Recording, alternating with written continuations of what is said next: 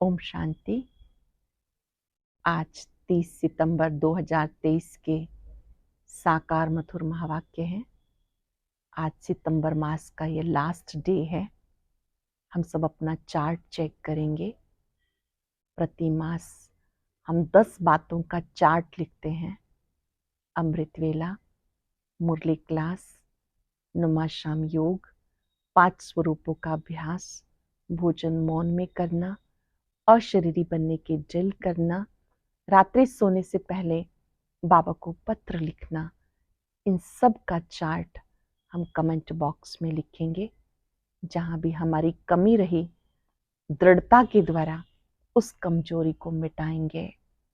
Chart check करने के साथ साथ अपने में चेंज भी लाएंगे। परिवर्तन विधि है आगे बढ़ने की। आज की मधुर मुरली में बाबा ने विशेष बात कही कि आप बच्चों को इस समय बाबा के साथ बहुत सच्चे रहना है। 21 जन्मों के लिए माला माल बनना है तो अपना सब कुछ बाबा के पास ट्रांसफर कर दो। जो कुछ भी है वो बाबा का है। अपना कखपन देकर आप सर्व प्राप्तियां कर लेते हो। जैसे कोई व्यक्ति मरता है तो करनी घोर को सब कुछ देते हैं। अब आपको जीते जी अपना सब कुछ बाबा के हवाले कर देना है। साथ साथ बाबा ने कहा कि इस समय तुम बच्चों को सुख शांति की अनुभूति करनी है तो अपने को आत्मा समझ बाबा को याद करना है। आपका दिमाग सदा खुशी से भरपूर होना चाहिए, क्योंकि अब आप नॉलेजफुल बने हो। आपको अपनी बाबा की नॉलेज है, सृष्टि चक्र की नॉलेज है, इसलिए आपको कोई चिंता नहीं होनी चाहिए। बाबा नॉलेजफुल है, ज्ञान सागर, पवित्रता का सागर, सुख का सागर है। उसकी महिमा में गाते हैं कि वो खिवैया है और हम सब नैया हैं। नैया आत्मा और शरीर दोनों से मिलकर बनी है। कहते नैया मेरी पार लगाओ। बाबा हमारी जीवन नैया पार लगाने के लिए आए हैं, इसलिए उस खिवैया का साथ और हाथ नहीं छोड़ना है। सुनते हैं बाबा के मधुर बोल। बाबा ने कहा, मीठे बच्चे, तुम्हारा मगज दिमाग खुशी से एकदम भरपूर होना चाहिए। अभी तुम सब बाप के समान मास्टर नॉलेजफुल बने हो। तुम्हारा दिमाग खुशी से सदा भरपूर होना चाहिए, क्योंकि तुम अभी बाप के समान मास्टर नॉलेजफुल बने हो। क्वेश्चन है, तुम बच्चे 21 जन्म के लिए किस आधार पे माला माल बनते हो? तुम बच्चे 21 जन्म के लिए किस आधार पर माला माल बनते हो? संगम पर तुम डायरेक्ट बाप को अपना सब कुछ देते हो। संगम पर तुम डायरेक्ट बाबा को अपना सब कुछ देते हो, सब बाबा के हवाले कर देते हो। इसके रिटर्न में तुम 21 जन्मों के लिए माला माल बन जाते हो।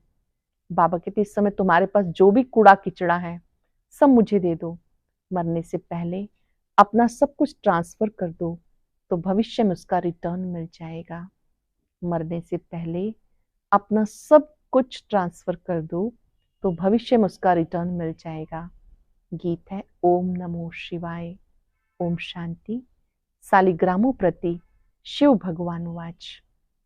रूहानी बच्चों प्रति रूहानी बाप समझा रहे हैं। अब तुम बच्चे जानते हो, यहाँ हमें आत्मा समझकर बैठना है, ना कि शरीर। और सारी दुनिया में एक भी ऐसा मनुष्य नहीं जो ये समझे कि आत्मा क्या है। आत्मा को ही नहीं जानते तो परमात्मा को कैसे समझेंगे? बाप द्वारा ही आत्मा की समझानी मिलती है। आत्मा और परमात्मा को नहीं जानते, इसीलिए मनुष्य बहुत दुखी है। आत्मा को भी नहीं जानते, मैं शुद्ध आत्मा हूँ, परम पिता की संतान हूँ। परमात्मा को भी नहीं जानते, इसीलिए दुखी हैं। अब तुम बच्चों को मालूम हुआ इस ड्रामा की अथवा कल्प वृक्ष की आयु 5000 वर्ष है। ये तो समझते हो, उनका बीज अगर चैतन्य होता तो बताता ना कि मुझ बीज से झाड़ ऐसे पैदा हुआ। अब वो तो है जड़, ये है चैतन्य। एक ही मनुष्य सृष्टि का वैरायटी झाड़ है। तुम बच्चों को सारी नॉलेज है, तुम्हारे में भी नंबरवार पुरुषार्थ अनुसार शुरू से लेके अंत तक सारे झाड़ का ज्ञान मिला हुआ है। जैसे बीज में सारे झाड़ का ज्ञान होता, ये बाप है चैतन्य बीज रूप, गाते हैं परम पिता परमात्मा सत्यचित आनंद स्वरूप है। आज लिखेंगे बाबा की महिमा कितनी सुंदर आई है, क्या क्या बाबा ने अपनी महिमा में अपने गुण विशेषता को हम सबके सामने रखा है। परम पिता परमात्मा सत्यचित आनंद स्वरूप है।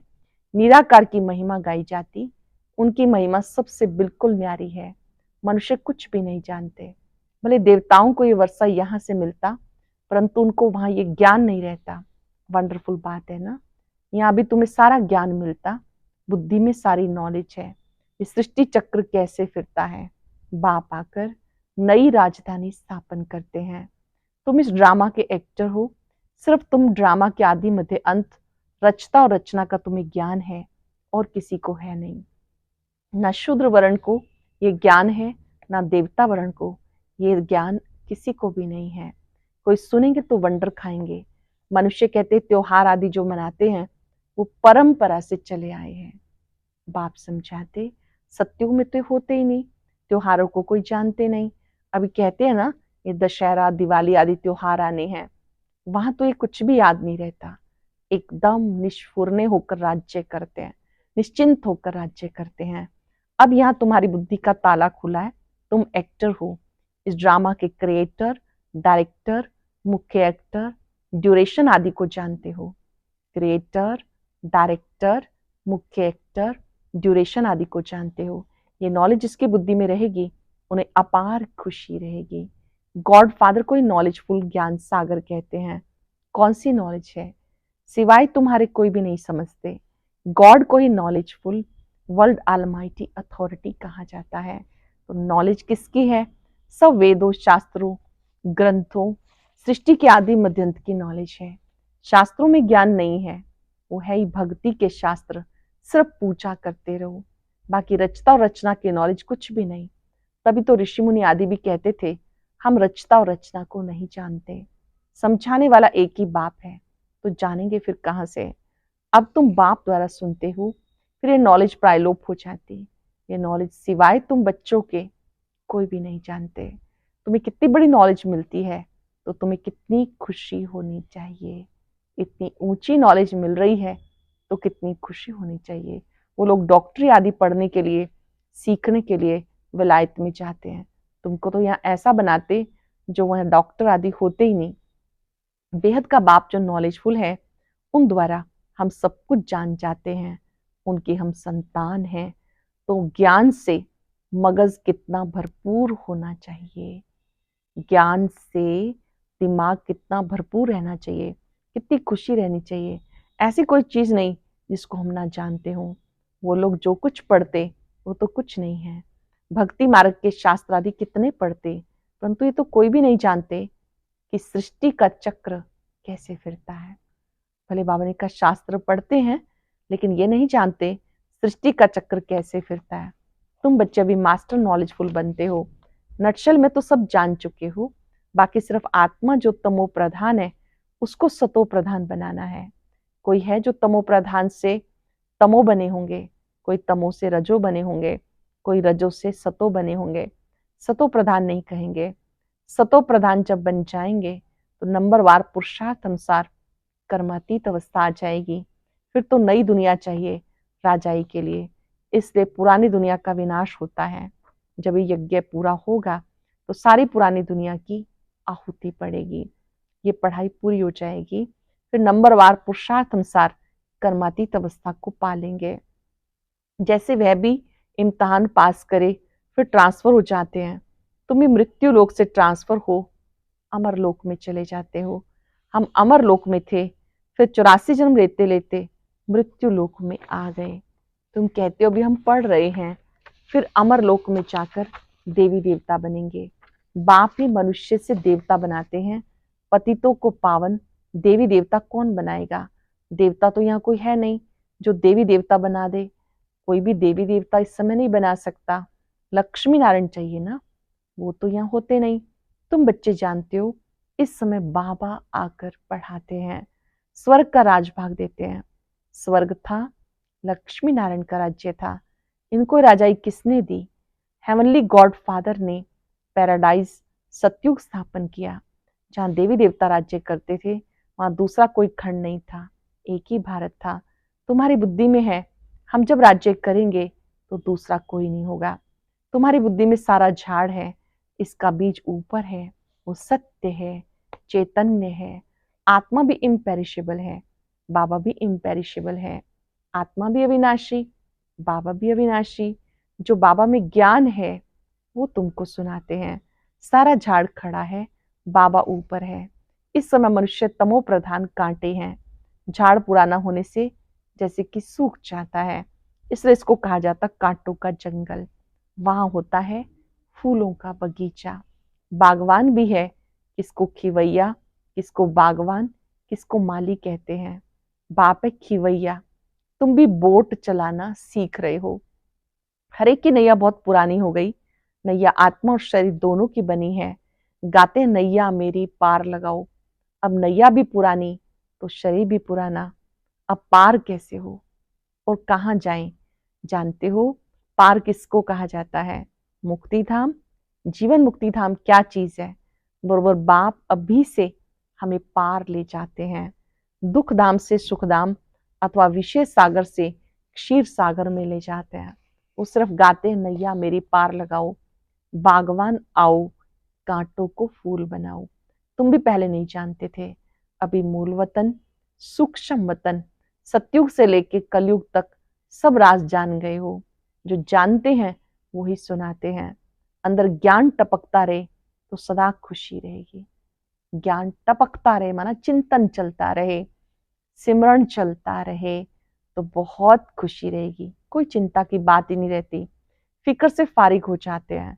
जानते हो बाबा हमें ले जाते, अब हम बाबा जैसे बन रहे हैं। बच्चा बाप समान बनता है ना। बाबा नॉलेजफुल है, तुम्हें भी नॉलेजफुल बनाया। आत्माओं का कनेक्शन है परमात्मा बाप से। आत्मा कहती जो बाबा में नॉलेज है वो हम आत्माओं को दे रहे हैं। तुम रूहानी बाप के रूहानी बच्चे। ये भी नई बात है ना। बाबा बिगर कोई सुना ना सके। निराकार बाप भी साकार के आधार से सुनाते हैं। निराकार शिव बाबा साकार ब्रह्मा द्वारा सुनाते, नहीं तो तुम सुन ना सको। बच्चों को बाप समान बनाते, बच्चों को बाप आप समान बनाते। दुख हरता सुख करता वो बाप है। उनकी जो महिमा है वो तुम्हारी भी है। कोई फर्क नहीं। बाकी क्या फर्क रहता? हम जन्म पुनर्जन्म में नहीं आते, तुम जन्म पुनर्जन्म में आते हो। शिव बाबा जन्म पुनर्जन्म में नहीं आते।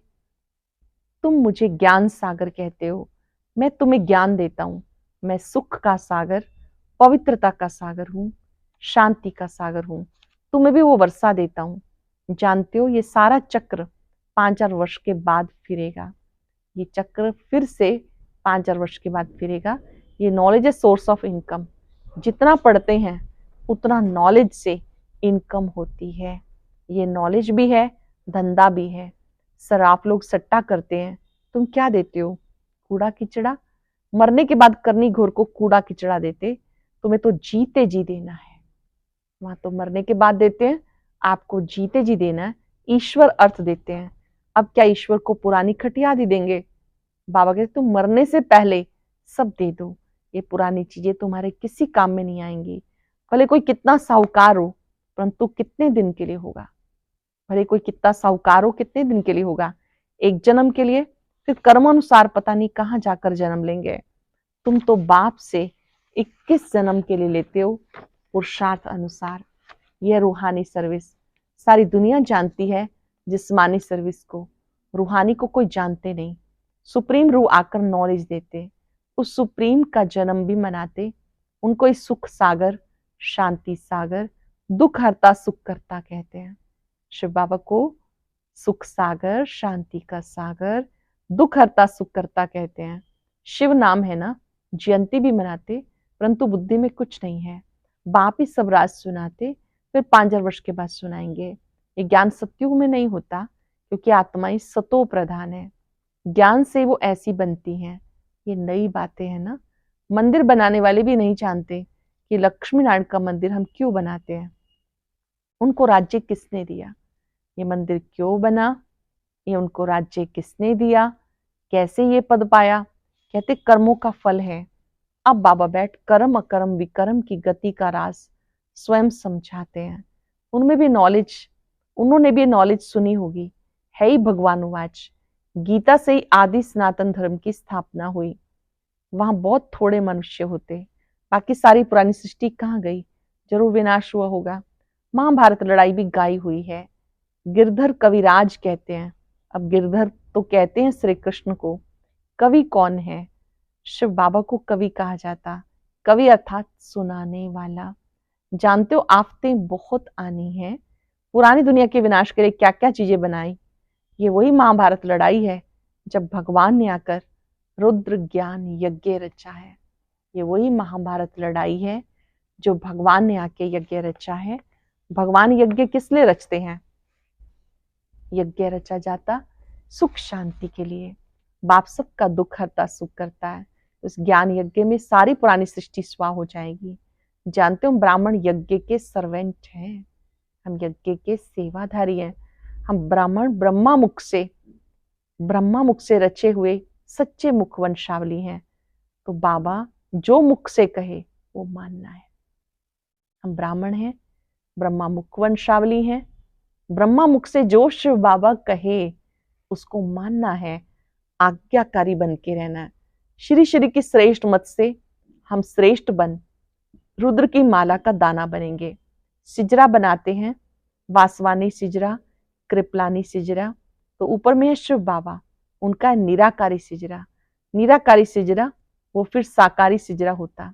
पहले नंबर में है प्रजापिता, तो वह हुआ जिस्मानी, यह रूहानी। रूहानी बाप आकर प्रजापिता ब्रह्मा द्वारा रचना रचते हैं।